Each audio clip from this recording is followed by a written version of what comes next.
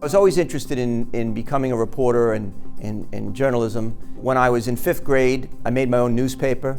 In the 1980s, I started writing for a local paper, the Westbury Times. From there, I started freelancing for the New York Times. I did that for about 20 years. I taught journalism for a few years and eventually wound up at the Long Island Business News as the real estate reporter.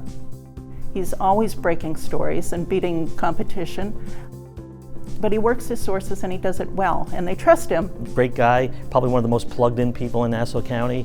He knows about development projects and other projects that are going on way before anybody else does.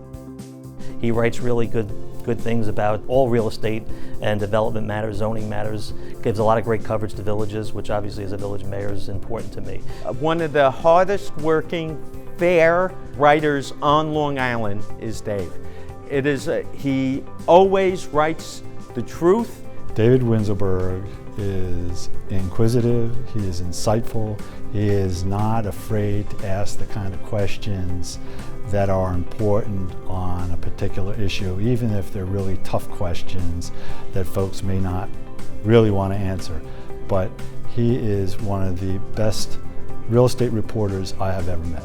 You want to tell the story and you want to be able to be fair and accurate. Accuracy equals credibility. You're not looking to sensationalize. Everybody's very, very interested in real estate and what's going to happen in terms of their own town. What we like to do at Long Island Business News is we like to try to break stories about new developments, break stories about new companies coming here, and we try to keep the hysteria to a minimum. Development has to move forward. You have to be able to provide a diversity of housing stock, a diversity of the different offices, industrial properties, retail properties. All of that stuff is evolving. You're seeing a lot of developers that basically just did office buildings or industrial buildings. They're now going into multifamily because that's where the demand is. When you see projects that fail and projects that have trouble, it's because there hasn't been any buy-in from the local community.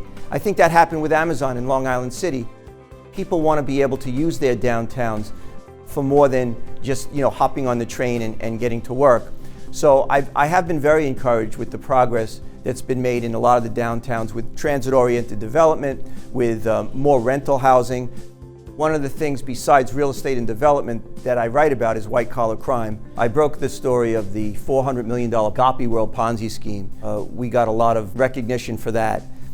To be a news reporter and to really accurately reflect what's going on, I feel that you have to try to stay in the background and just let the facts shine and let the story basically tell itself.